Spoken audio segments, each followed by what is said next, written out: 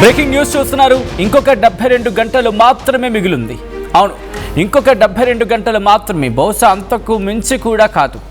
అదేంటి 72 గంటలు అనుకుంటున్నారు కదా?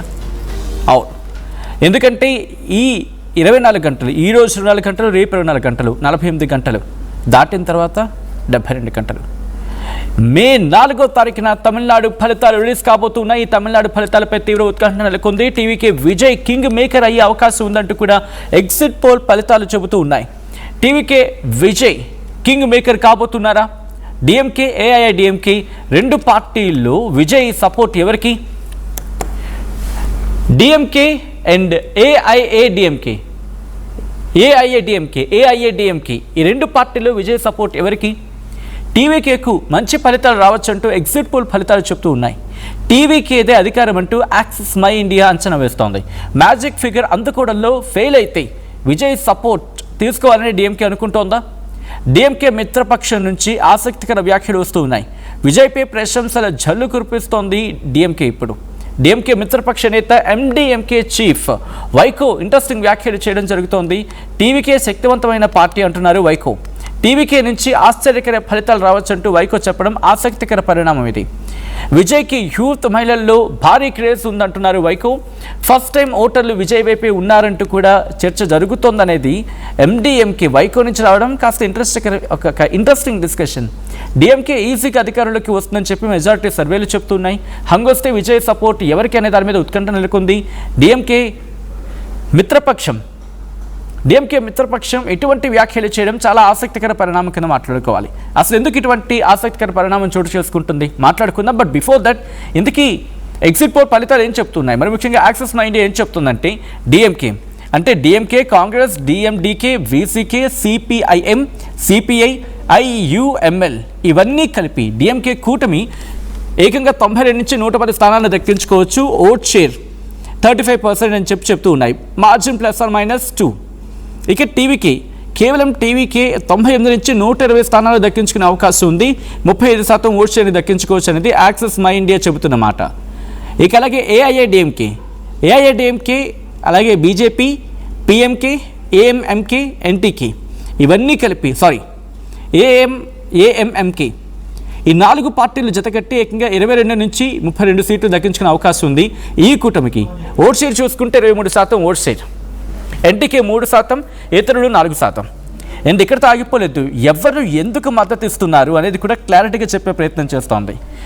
ఇక్కడ 1 ఇయర్ అంటే క్యాస్ట్ వైజ్ చూసుకుంటే 1 ఇయర్లో కూడా ఏకంగా 19% పడిపోయింది డిఎంకేకి. ఆ మద్దతు 29% ఇక్కడ పెరిగింది టీవీకేకి. ఏఐఏడిఎంకే కూడా 4% అంటే 4% పడిపోయింది. దాదాపుగా అక్కడ 1 ఇయర్ మొత్తం అక్కడ జనాభాలో 7% ఉంటే కనుక దాంట్లో సిచ్యువేషన్ ఎలా ఉందంటే డిఎంకే ఆ 7%లో డిఎంకే కేవలం 24% మాత్రమే దక్కించుకుంటోంది. అగ్రభాగం ఏఐడిఎంకే 1 ఇయర్లో మాత్రం 1 ఇయర్ ఆ వర్గం మాత్రం ఏఐఏడిఎంకే వైపు ఉన్నారు. ఏకంగా 42%. అప్పటికే వాళ్ళకి 4% కోల్పోయినప్పటికీ కూడా 42% వాళ్ళకు ఉంది. అండ్ మిగిలింది రెండో అగ్రస్థానంలో నిలిచింది టీవీకే. 29% ఓట్ షేర్ని దక్కించుకుంటోంది. డిఎంకే 24% మాత్రమే. అంటే మొత్తంగా చూసుకుంటే వాళ్ళకి -19% కోల్పోయారనేది 1 ఇయర్లో.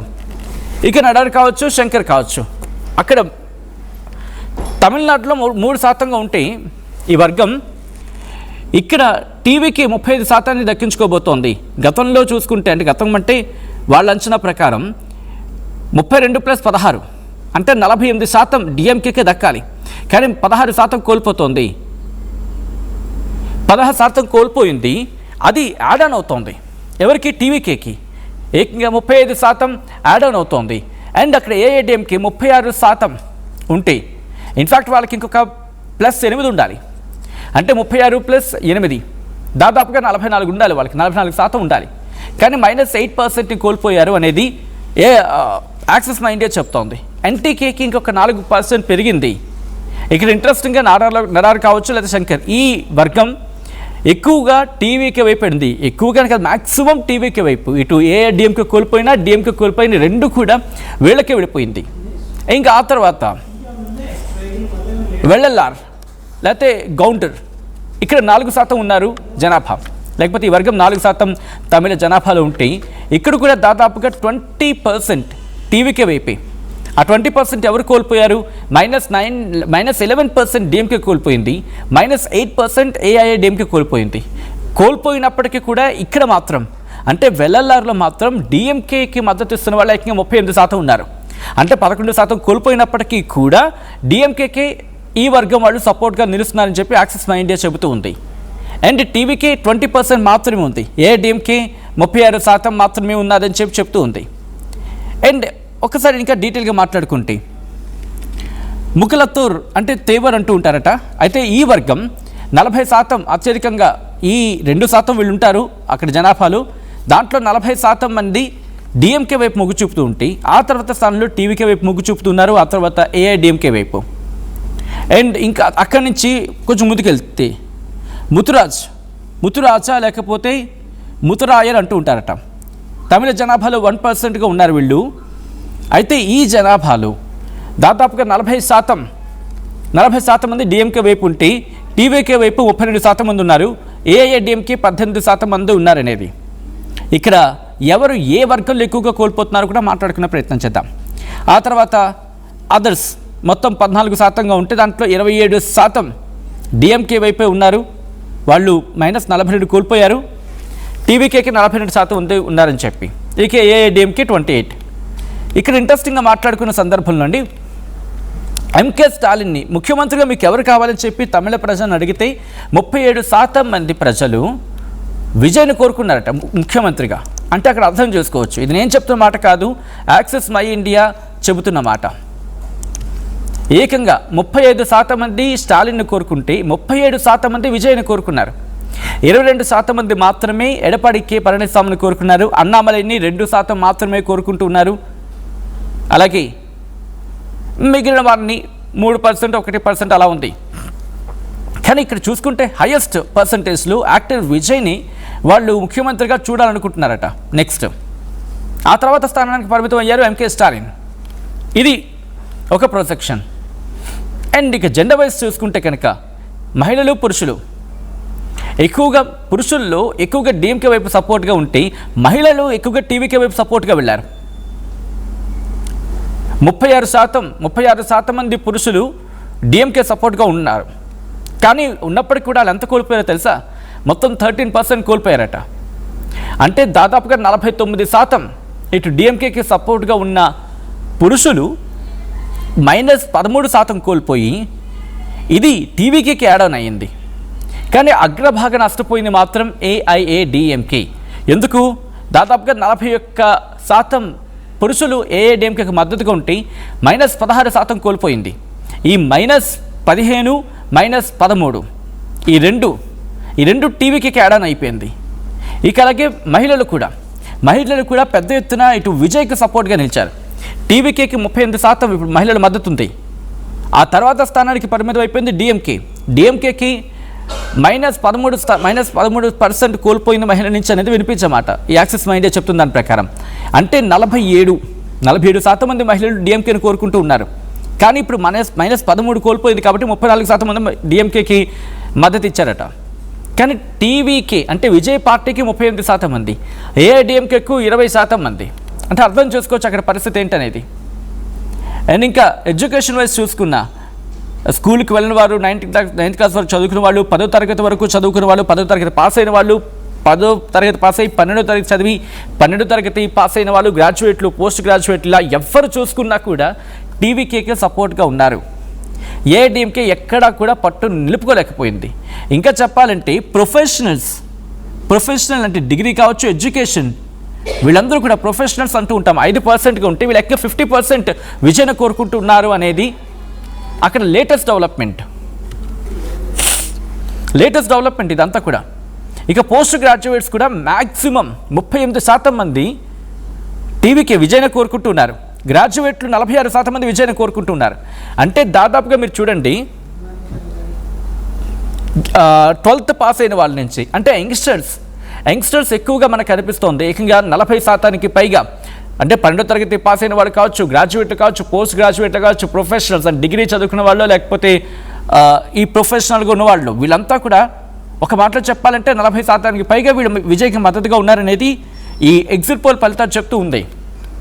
ఇక వీడితో పాటు ఇంట్రెస్టింగ్గా మాట్లాడుకుంటే విద్యార్థులు 67% మంది ఇటు టీవీకేకి మద్దతుగా ఉన్నారు.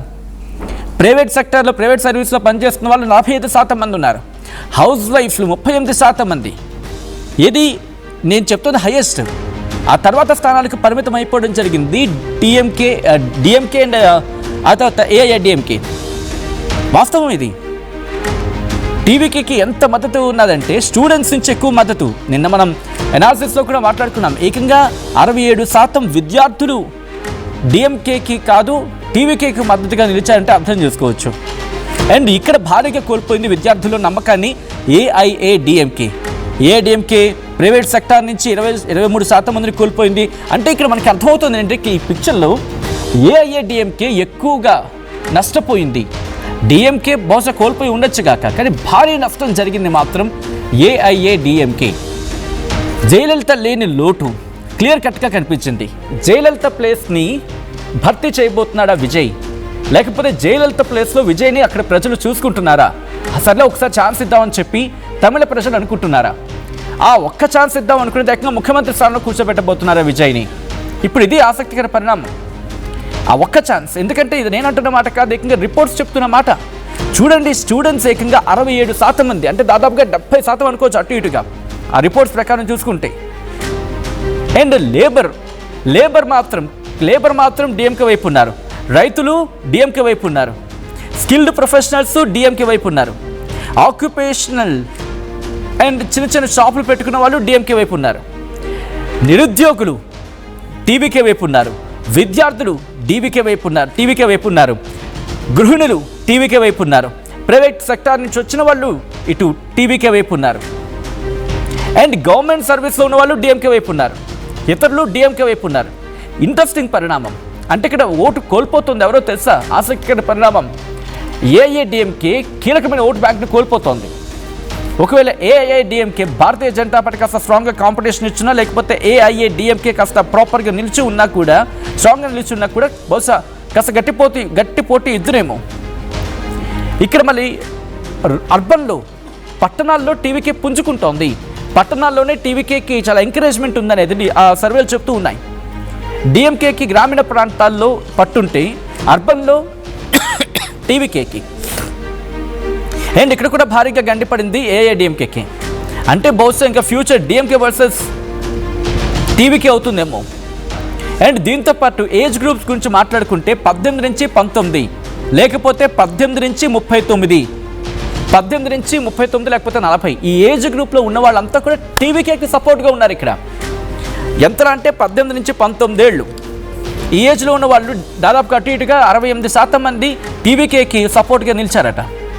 అండ్ 20 నుంచి 29 ఏళ్ల మధ్య ఉన్న వాళ్ళు వీళ్ళు దాదాపుగా 60% మంది, అంటే 59% మంది టీవీకేకి మద్దతుగా నిలిచారట. 30 నుంచి 39 ఏజ్, అంటే 30 నుంచి 39 ఏళ్ల మధ్య ఉన్న వాళ్ళు వీళ్ళకి 45% మంది మద్దతుగా నిలిచారు. అంటే మీరు చూస్తే 18 నుంచి 19 68 ఉంటే, 20 నుంచి 29 59, 30 నుంచి 39 45. అంటే ఏజ్ చిన్నపిల్ల, అంటే చిన్నవాళ్ళు ఓటేస్తున్న కొద్దీ, యంగ్స్టర్స్ ఓటేస్తున్న కొద్దీ టీవీకేకి మద్దతు పెరిగింది. పెద్దవాళ్ళు వేశారనుకోండి, 60 ఏళ్ళకు పైబడిన వాళ్ళు 14%, 50 నుంచి 59 అయితే 20, 40 నుంచి 49 అయితే 32, 30 నుంచి 39 అయితే 45, 20 నుంచి 29 అయితే 59, 18 నుంచి 19 అయితే 68. అంటే ఏజ్ పెరుగుతున్న కొద్దీ పెద్దవాళ్ళు అంటే పెద్ద వయసు ఉన్న వాళ్ళ కొద్దీ టీవీకి మద్దతు తగ్గింది.